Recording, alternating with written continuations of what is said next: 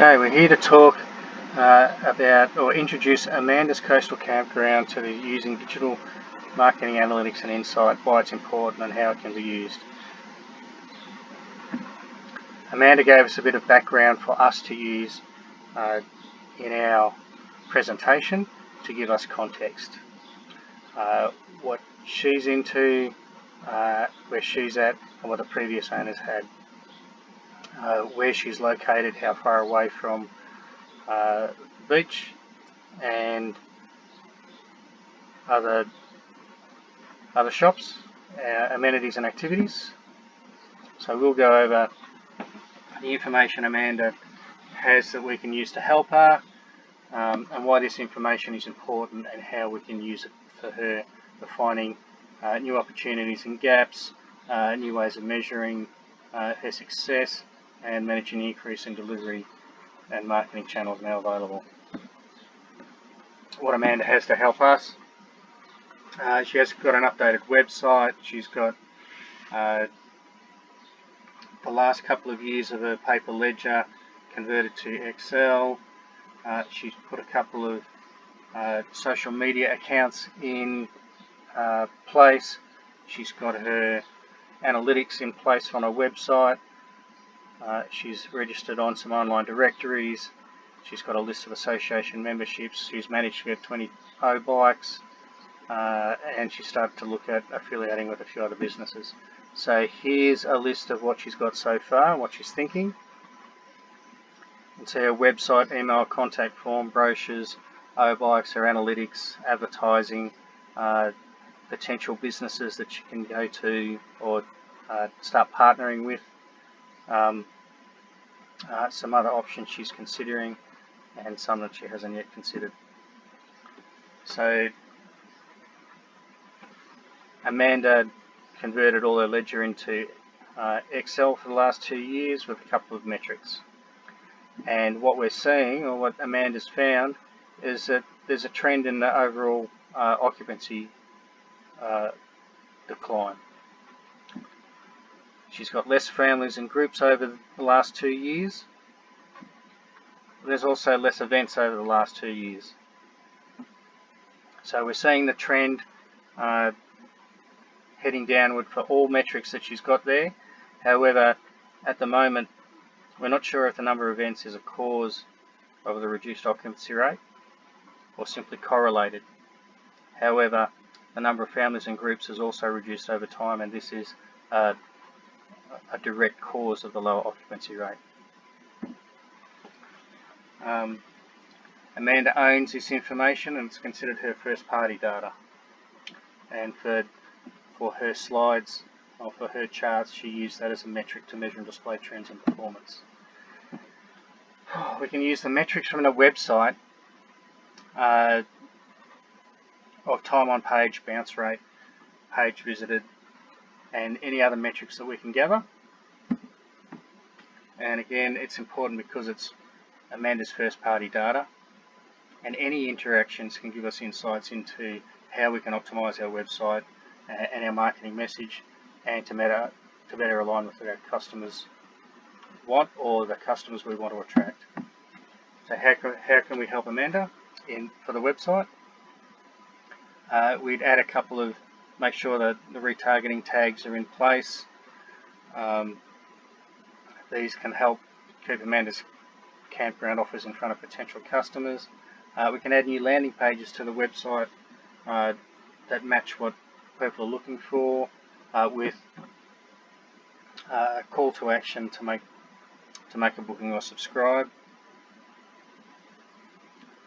We can develop our ads for ad platforms that are linked to the new landing pages, and look at platforms and applications to automate advertising or message based on channel type. We can use the data from the bikes to see where the customers from the campground are going, where and when. So if Amanda can't impact the number of our local events, she can now start to partner with other local businesses, but she also needs to determine which ones are a good fit. So Amanda summarised the data, and we have a list of potential affiliates and their popularity between male and female. There is some difference and some commonality,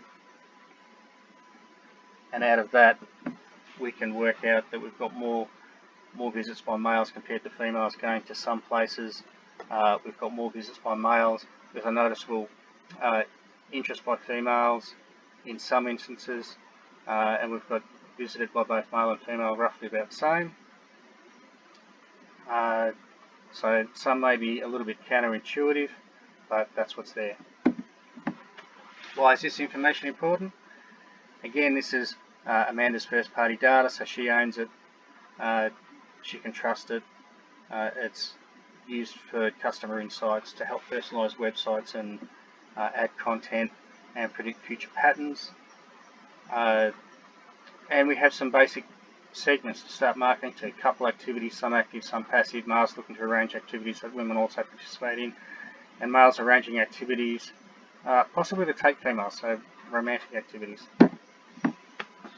So how can we help Amanda? So now we have an idea of who to contact for their customer database. We can now negotiate for their first party data. Any affiliate first party data is considered Amanda's second party data. We can use the second party data for similar reasons, or similar as our own first party data. Again, insights, predict patterns and personalised content. However, now that Amanda's negotiating to trade data, she's using it as a commodity. We can use the social media metrics.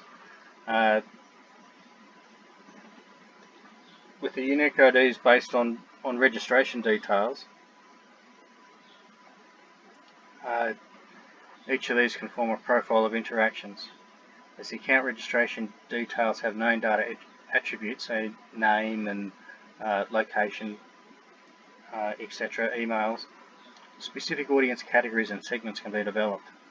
These can help us target specific messages based on platform.